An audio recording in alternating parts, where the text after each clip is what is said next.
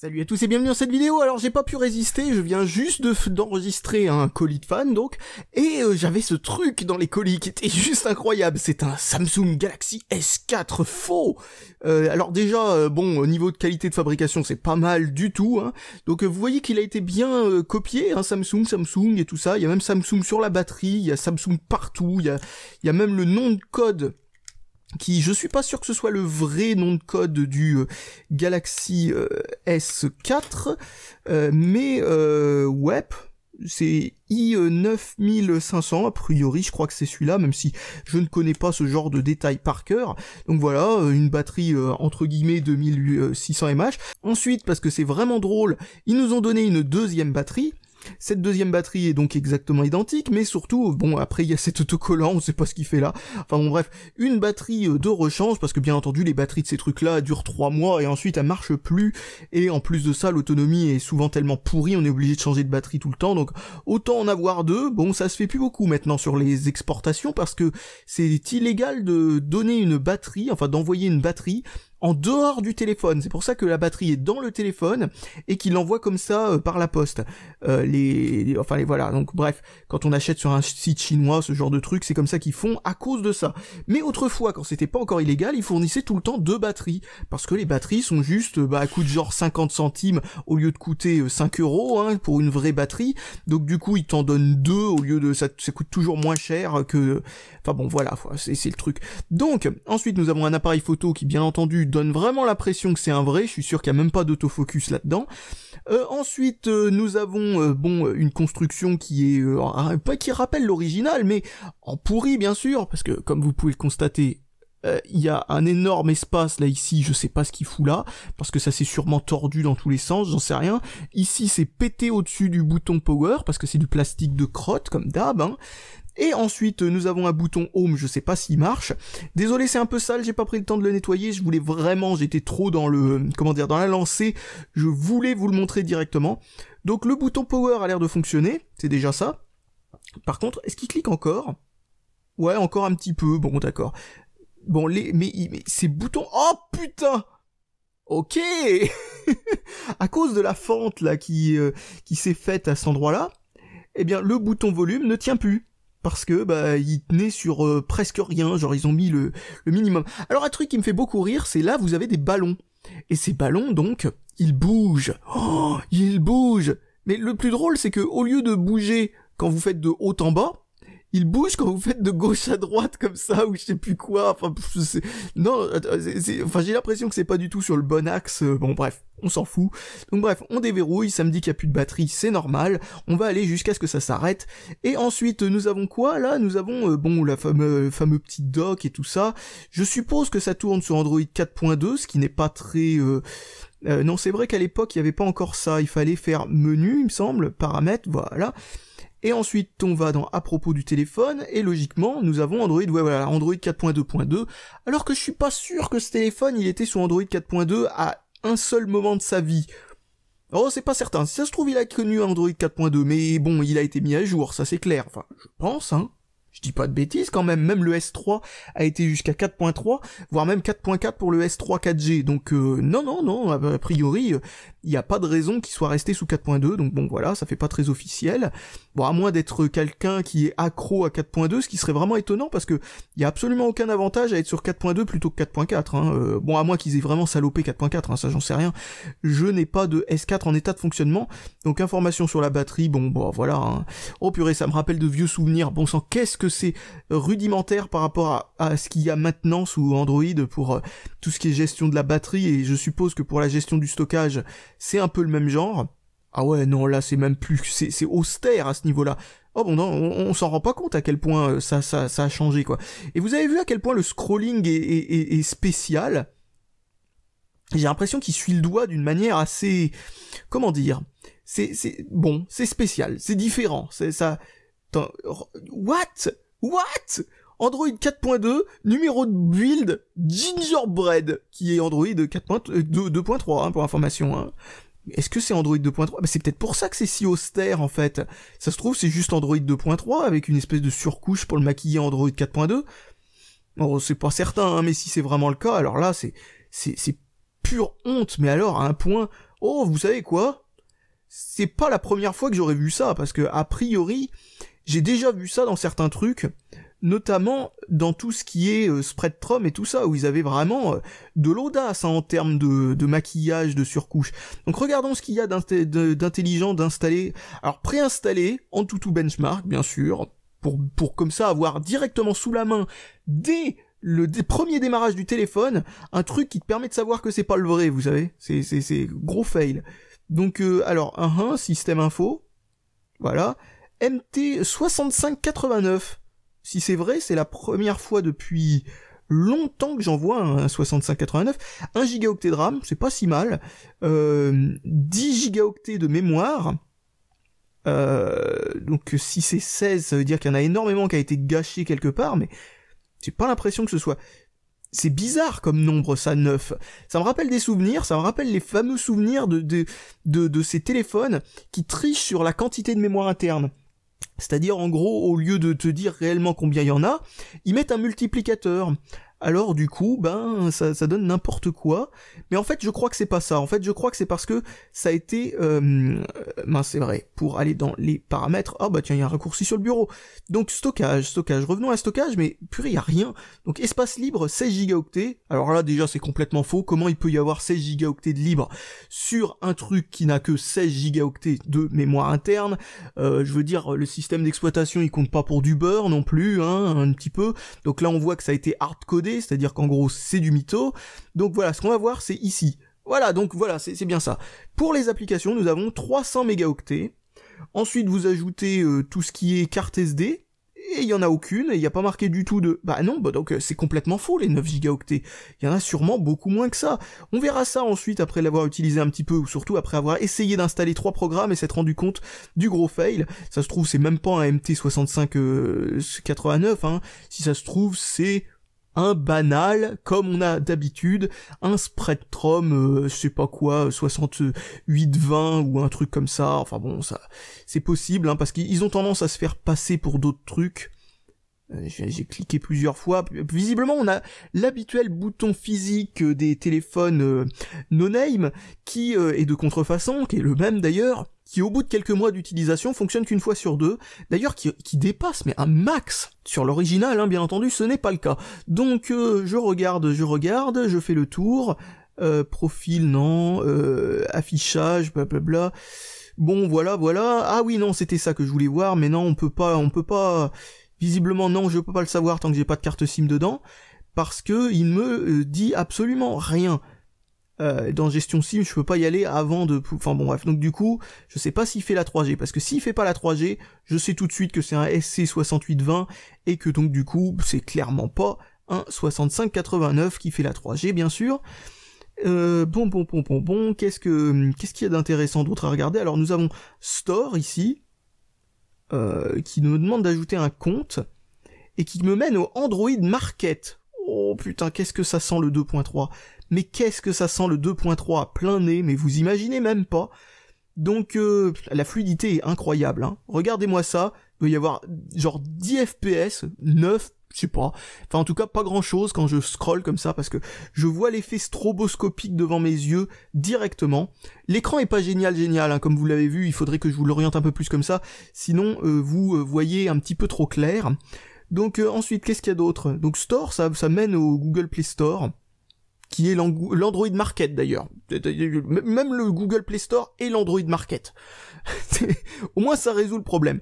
Donc l'attitude... En fait, dès que je fais ça pour que vous voyez bien l'écran, moi je vois plus rien. Mais alors littéralement plus rien du tout.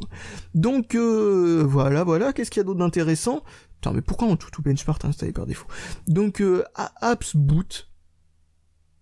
Voilà, bon, je suppose que c'est pour choisir ce qui démarre avec le téléphone, j'en sais rien.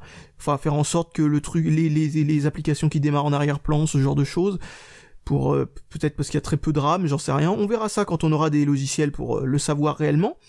Ensuite, Flipboard. Donc j'ai pas l'impression qu'il y a si peu de RAM que ça, mais comme c'est Android 2.3 et que ce sont des applications qui sont préinstallées, donc c'est des applications de l'époque d'Android 2.3, si c'est vraiment Android 2.3, eh bien c'est normal de pas avoir de déchargement du launcher à chaque instant, mais dès que j'ai installé 2-3 trucs sur le Google Play Store, si ça se trouve ça va se mettre à faire absolument n'importe quoi. Bon ben voilà pour cette première partie, maintenant on va voir ce que ça donne après l'avoir testé un petit moment, et très franchement, je sens que ça va être un petit peu le retour aux sources, entre guillemets. Tiens, je sais pas si j'ai pas oublié de vous rappeler ce petit détail, les énormes bordures autour de l'écran qui font pas du tout vrai Galaxy S4 du tout, alors vraiment du tout. Et bon voilà, sinon il y a vraiment pas beaucoup de détails qui trompent le truc. Un truc bizarre ici, c'est que vous voyez qu'ici vous avez quelque chose, je sais pas du tout ce que c'est. Est-ce que dans le Galaxy S4, il y a cette espèce de truc infrarouge pour pouvoir tout simplement télécommander une télé ou ce genre de truc? Parce que je me rappelais pas qu'il y avait ça dans le Galaxy S4. Mais peut-être que si. Ouais, peut-être que si. Bon, enfin en tout cas s'il y est, bah là c'est pas noir, c'est transparent. Donc bon, visiblement le plastique noir qui laisse passer les infrarouges était trop cher pour eux, donc ils ont mis un truc transparent. Ok. Un dernier truc à voir avant de partir, c'est non, il n'y a pas d'application lampe torche. Ok. Est-ce qu'il y aurait un truc lampe torche là-dedans? A priori non, parce que c'était pas le cas à l'époque. Donc non. C'est apparu à partir d'Android 5.0 pour information. Donc ce qu'on va faire, c'est qu'on va prendre une photo avec le flash. Voilà, non, c'est pas le flash, ça c'est le GPS. Ouais, ça c'est le flash, donc je vais le mettre en activé. Et c'est parti pour prendre une photo. Allez, voyons si le flash est puissant. Le flash, c'est que dalle. Donc non, c'est l'habituel appareil photo tout pourri qu'il y a sur les téléphones de cette époque-là. Bon, bah c'est parti pour faire mumuse avec cette chose-là, et je vous retrouve un peu plus tard. Et me revoilà après avoir essayé d'utiliser ce téléphone pendant un certain temps, et je dis bien essayé, parce que... Non, là je suis désolé, là c'était au-delà de mes forces. Je n'ai rien pu faire avec ce téléphone. Et oh là là, je me rends compte que l'écran est juste, mais à chier quoi, mais vous voyez une espèce de bleu délavé là. Tiens, pourquoi il a ajusté la luminosité? Il fait la luminosité automatique celui-là? Non mais parce que franchement, la configuration de ce truc, alors je suis presque certain que c'est un Spreadtrum SC6820 ou un truc de genre, c'est-à-dire l'habituel processeur de chez Spreadtrum qui tourne comme une patate, et c'est en plus de ça, il faut dire que Spreadtrum ça s'est amélioré maintenant, ils arrivent à faire des petits quad-core avec des Cortex A7. Alors bon, faudrait peut-être leur expliquer que maintenant on est un petit peu arrivé à l'époque des Cortex A53, 64 bits, les Cortex A7 et les Mali 400, c'est un petit peu dépassé, mais bon, bref, ça fait quand même des machines bas de gamme qui fonctionnent relativement convenablement. On va dire que c'est pas pire que avoir un MT 6582 de chez Mediatek, ou d'avoir un Snapdragon 400 ou un truc de genre dans son téléphone. Donc bon, voilà, on peut trouver ça par exemple, ce genre de processeur dans les nouveaux Samsung, les vrais Samsung, et pas les faux cette fois-ci. Enfin bref, bon, passons la parenthèse Spreadtrum, mais là c'est littéralement le premier processeur de chez Spreadtrum qui est compatible Android. Donc, vu que c'est le tout premier qui est compatible Android, il était plein de bugs, et il se retrouve encore là-dedans. Alors, blourk, bien sûr, à chaque fois qu'on appuie sur un truc. Alors, surtout un truc qui est marqué, c'est Android 4.2.2. Non, il s'agit d'Android 2.3, c'est clair, c'est certain. D'ailleurs, bon, je vous l'ai déjà montré, je crois, mais Gingerbread et tout ça, bon, bref, voilà. Et ça pose d'énormes problèmes de compatibilité. Un autre truc qui est absolument invraisemblable dans ce téléphone, le Google Play Store ne marche tout simplement pas. Mais juste il marche pas. Alors on va quand même réessayer, mais bon, aucune connexion réseau, je vais activer le... Ah oui, parce que le Wi-Fi se désactive automatiquement à chaque fois que vous éteignez le téléphone. Il faut le réactiver manuellement. Ok. Donc on va voir si le Google Play Store, ou plutôt l'Android Market, fonctionne. Mais non, ça marche juste pas. Alors bon, j'avais déjà fait tout ce que je voulais, mais le truc c'est que ça marche pas, quoi. Il se met pas à jour automatiquement, et tout simplement il veut pas se connecter. Donc bon, on se demande bien ce qui se passe. Alors j'avais essayé d'installer Aptoide. Et où est-il passé? Ah si, il est là, Aptoide Lite. Donc, ah oui, bah vous voyez que mon compte Google, d'ailleurs, est synchronisé comme il faut, il fonctionne. Il vient de relever mes emails. Mais pour ce qui est du Play Store, ça ne marche pas. J'ai essayé tout ce que je pouvais, mais ça ne marche pas. Donc bon, alors du coup, Aptoide, comme je le disais, mais Aptoide Lite, parce que Aptoide tout court ne marche juste pas du tout. Cette machine enfin voilà, elle a juste pas les ressources nécessaires. Ça doit être 256 MO de RAM, 256 mégaoctets de RAM. C'est une configuration pour Android 2.2 maximum. Et là, nous avons Android 2.3. Alors bon, c'est un petit peu comme le Galaxy Ace. Il y a juste pas de mémoire dedans. Mais le truc, c'est qu'en plus de ça se fait passer pour Android 4.0. Alors du coup, ça bug dans tous les sens. Qu'est-ce que c'est que ce bordel? Bon, bref, voilà. Aptoide Lite n'a pas envie de fonctionner non plus. Mais qu'est-ce qui me fout? Mais c'est censé pas être... Bon, ouais. Bon, vous comprenez vite pourquoi j'ai abandonné tout vis-à-vis de ce téléphone. C'est juste inutilisable. Alors il paraît à peu près fluide, mais c'est normal, il y a rien d'installé dedans vu que c'est impossible d'installer un truc dedans. Aptoide fonctionne pas, le Google Play Store fonctionne pas. On peut très certainement télécharger et installer un par un des APK venant d'internet. J'ai juste pas du tout envie de me fatiguer à remplir ce téléphone de virus avec des APK dont on sait pas d'où ils viennent. Donc très franchement, non mais là mais c'est juste voilà quoi. Je m'attendais pas à revoir un truc pareil. Tiens, je viens de voir qu'il y a marqué 2013 dedans comme date dans ici là, donc ouais, c'est vraiment ça doit pas être un truc de première jeunesse hein. Donc bref, voilà, j'ai pas envie de mettre une carte SIM là-dedans parce que sinon bon, je m'attends à tout. Je m'attends littéralement à des SMS surtaxés ou des trucs de ce genre. Bon, après qu'est-ce que l'on peut voir? Je sais pas si je vous ai montré les applications préinstallées, mais bon, a priori, c'est vraiment juste ce qui vient de base avec Android 2.3 hein, s'il marche encore. Acquisition de la position en cours, à savoir qu'il n'y a pas de GPS dedans. Hein. Bon, je vais cliquer sur la petite croix, au cas où que ça... Non, ça aide pas, bon, voilà. Je fais bien de regarder les applications qu'il y a de base sous Android, étant donné que une sur deux ne fonctionne pas. On va regarder l'agenda. Oui, bon, ça marche. Vous avez vu la transition d'une fluidité impeccable. J'ai bien envie de dire, oui, ok, l'original, c'est TouchWiz et un Snapdragon 600, donc c'est pas non plus incroyable de fluidité, mais quand même, ouvrir l'agenda n'est pas censé faire des saccades. Donc ensuite, qu'est-ce que nous avons? Allez, on va regarder dans Contact. Oh putain, oui, ok, je sais pas ce que c'était que toutes ces transitions bizarres. Donc ensuite, allez, Flipboard, qui est peut-être la vraie application, je suppose, une vieille version. Une version de l'époque où il n'y avait pas besoin de créer un compte avant. Donc bref, enfin il me semble que maintenant il y a besoin de créer un compte avant de pouvoir rentrer dans l'application. Google Maps! Qu'est-ce que ça va faire Google Maps? Oh, mais c'est que c'est... Oh! Alors là, franchement, Google Maps qui avait cette apparence-là, je me rappelais même plus que ça existait, ça. Waouh, c'est dingue. Et voilà, hop. Donc bon, c'est vraiment une vieille version, hein. C'est pour ça que ça marche sur 256 MO de RAM. Mais sinon, il y a rien d'autre d'installé. Tiens d'ailleurs, c'est quoi Store? Parce que voilà, c'est un raccourci supplémentaire vers l'Android Market. Tiens, c'est marrant. Pour une fois, j'ai fait Home et au lieu de me mettre directement là, ça m'a mis là. Donc ok, je sais pas exactement ce qui définit ce comportement. Bon, le navigateur internet bien sûr, hein, le navigateur d'origine tiens, ils sont fait l'effort de faire en sorte qu'il ressemble à celui de Samsung.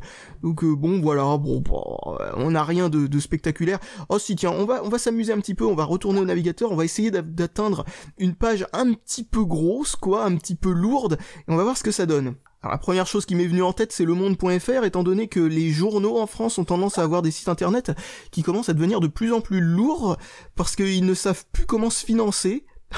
Alors du coup ils mettent des tonnes et des tonnes et des tonnes de trucs à la con en arrière-plan, de trucs trackers à 2 balles.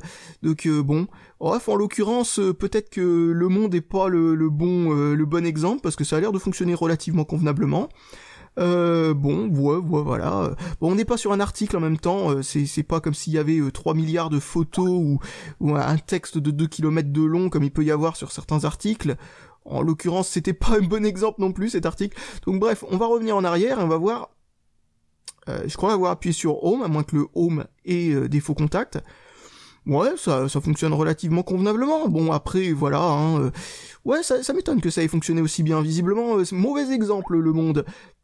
Si je me souviens bien, le truc qui m'avait fait ramer l'iPhone 5S en allant dessus, c'était un lien vers le site Le Point, si je dis pas de bêtises, hein.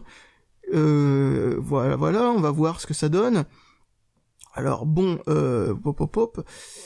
Je sais pas du tout quel article en particulier, mais je me rappelle que c'était un article assez long avec quelques photos dedans, et c'était suffisant pour faire en sorte que le multitâche de l'iPhone parte, mais alors en cacahuète, mais un truc de malade. Si là ça fonctionne bien sur ce truc là, alors là c'est... Ah ouais non, vous voyez là, je crois que j'ai trouvé le bon truc. Regardez, rien que le fait d'essayer d'atteindre le site, et là je sens le téléphone chauffer comme un dingue, et ça reste coincé sur une moitié de page. Voilà, ça c'était beau comme bruitage. J'ai l'impression qu'il y a des petits soucis par-ci par-là. Donc voilà, bon bah ça a mis du temps à venir à la page. C'est même pas fini d'ailleurs. Hein. Ouf. Ça c'est le genre de truc à te faire cracher l'application et te faire revenir sur le bureau sans que ça ait fini de l'afficher entièrement. Mais attendez, mais c'est quoi? C'est moitié site de Le Point et moitié Google. Regardez-moi ça, j'ai une moitié de page de Google et moitié le site Le Point. C'est beau ça. Ah c'est très beau ça. Ok, oui bon, là j'ai complètement enfin voilà. Donc ce site est vraiment conçu comme de la merde. Et donc là maintenant j'essaye de revenir au bureau et ça n'a pas déchargé le launcher. Je sais pas, peut-être que le launcher est verrouillé en arrière-plan pour ne jamais sortir de la mémoire, c'est une possibilité, et ça fait que sur le peu de RAM qu'il y a sur ce truc-là, il y en a encore moins disponible pour les programmes, donc c'est un mal pour un bien. Ça permet de revenir plus facilement au bureau, et plus rapidement au bureau, mais ça fait que si on a envie de charger une grosse page internet, bah ça permet pas de libérer les 30 mégaoctets supplémentaires de mémoire vive, 30-40 ou je sais pas combien ça fait exactement pour leur copie du on va dire du launcher copié à TouchWiz, mais voilà quoi, regardez-moi ça, mais je sais même pas si j'arriverai à avoir la page sans avoir la moitié de la page de Google précédente d'ailleurs en entier un jour. Hein. Bon, je pense que je peux me résoudre au fait que ça ne viendra jamais, étant donné que ça fait 3 minutes que j'attends, a priori, si j'ai bien regardé sur Audacity. Donc oui, vous pourrez sûrement le voir à l'heure, mais je veux dire, personne va attendre plus que ça. Je veux dire, là j'ai même plus le haut de la page, quoi. C'est juste plus possible, quoi. Bon, bref, tout ça pour dire qu'il y a juste pas assez de RAM pour faire quoi que ce soit sur ce truc. Et donc, je crois que je vais vous laisser là, hein, bien entendu. Ah oui, un autre truc qui est assez rigolo, c'est de voir que la majorité de ces widgets, là, ici, sont en réalité des faux. Par exemple, ça, c'est juste un lien, par exemple. Je veux dire, c'est pas du tout interactif. Ok. Comment t'arrives à un tel résultat? C'est complètement bloqué, maintenant. Bon...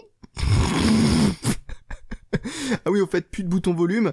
Où est-ce que je l'ai perdu? Parce que le bouton volume arrête pas de se casser la gueule. Donc il va falloir que je refasse la route en sens inverse en regardant le sol bien attentivement pour retrouver le bouton volume. Mais non, mais c'est pour...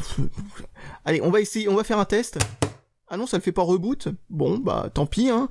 Parce que on sait jamais, hein, des fois, ce genre de problème d'instabilité bizarre, ça peut être de la soudure ou des trucs comme ça. Ah oui, bah vous pouvez aussi voir, bien entendu, hein. Bon, on va pas revenir sur la qualité de fabrication et tout. Tiens, il a vibré. Ok, il a vibré dans le vide, donc... c'est l'écran qui a bugué. Ah ouais, ça réagit encore. Les boutons ici réagissent. C'est juste l'écran qui est resté frisé. Oh là là, bon, c'est... Donc visiblement l'écran est mal connecté à la carte mère, ou alors c'est la partie graphique du truc, ou bon bref, il y a un gros problème avec ce téléphone en plus d'être mauvais. Mais pour information, hein, quand il fonctionne bien, ce téléphone fonctionne exactement comme n'importe quel téléphone avec les mêmes spécifications, hein. Ça n'a rien à voir avec une panne éventuelle ou un truc comme ça, hein. Pour information, c'est juste que c'est de la merde, quoi. C'est voilà. Et les pannes éventuelles comme ça là-dessus, en fait, c'est plus un miracle qui fonctionne encore aujourd'hui, hein. C'est carrément c'est carrément un truc, je veux dire, c'est classique, quoi.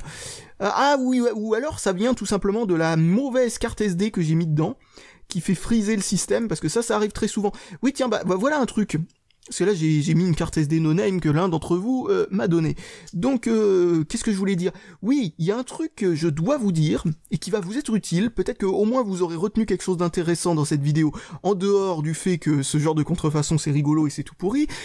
C'est que, quand vous mettez une mauvaise carte SD dans votre téléphone, ça peut provoquer des freezes, même concernant des choses qui ne sont pas dans la carte SD. C'est-à-dire qu'en fait, même si vous mettez que de la musique dans votre carte SD et que vous n'êtes pas en train d'utiliser votre carte SD pour lire de la musique, mettre une mauvaise carte SD qui ne répond pas une fois sur deux peut faire friser votre téléphone par moment, ce genre de truc.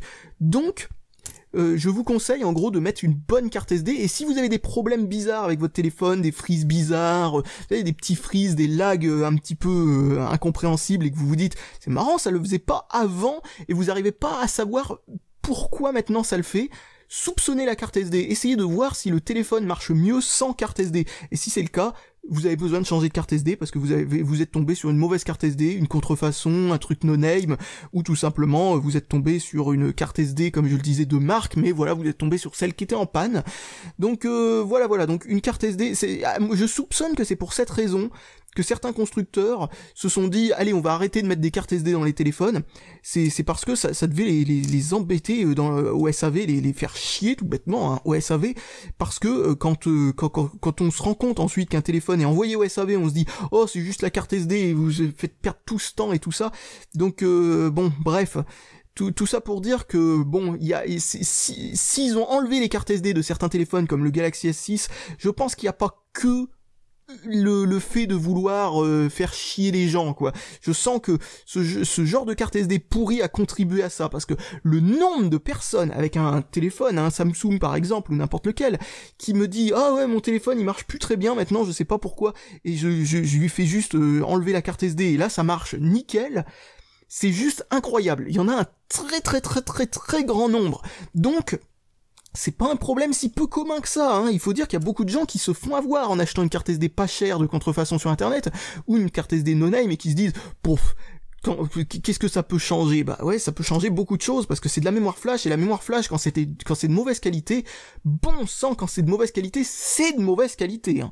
Et même les trucs, les cartes SD Samsung sont pas forcément tous de bonne qualité. Je vous conseille de prendre, par exemple, des Toshiba et d'en prendre des vrais, quoi. Acheter des trucs vendus et expédiés par Amazon, par exemple, c'est souvent une bonne façon d'être presque certain à 100% que c'est de la vraie carte SD. Ou franchement je vois pas du tout à quoi vous pouvez faire confiance sinon. Donc voilà. Bon maintenant je pense que j'ai plus rien de spécial à dire à propos de ce truc. Voilà, c'est juste une calamité hein, comme vous l'avez vu, le coup du parce que ah oui, parlons un petit peu du bouton volume, une petite seconde avant de nous laisser, enfin de vous laisser surtout avant de nous laisser, tu sais, je me laisse moi-même. Donc qu'est-ce que je disais? Oui, c'est que c'est improbable qu'un bouton volume sorte même si le truc est pété sur le dessus. Le fait que ça sort, ça veut tout simplement dire que il y a très peu en fait de rebord autour du bouton pour pas que ça sorte. Il y a juste rien, presque rien. Ils ont économisé du plastique rien que sur le contour du bouton pour pas qu'il sorte par le trou. J'ai envie de dire, c'est incroyable de voir un tel niveau d'en avoir rien à foutre quoi. J'adore le coup de la batterie 2600 mAh. Je suis quasiment certain que c'est... Non, attends, le poids, quoi. Non, mais elle pèse rien, cette batterie. Mais rien du tout. C'est pas du tout du 2600 mAh. Moi, ça, vous le savez, maintenant, même sur les téléphones no-name, qui sont pas des contrefaçons, très souvent, les batteries sont aussi des grosses merdes pas croyables. Bah, attendez, je vais quand même vous sortir un truc. Attendez, hop, voilà. Batterie de Qbot, je crois que c'était 2300 mAh pour celle-là, et ça c'est 2600 mAh. Je vais essayer de retrouver la petite balance que l'on m'a envoyée il y a quelques temps, et je vais vous montrer un petit peu la différence de poids, quoi. Et voilà la petite balance, donc comme vous l'avez vu, celle-là est plus fine mais elle est un peu plus haute, donc bon voilà, hein, c'est à peu près le même volume, hein, je dirais que c'est le même volume quoi. Il y a le même espace pour stocker ce que l'on a envie de stocker. J'ai plus de piles.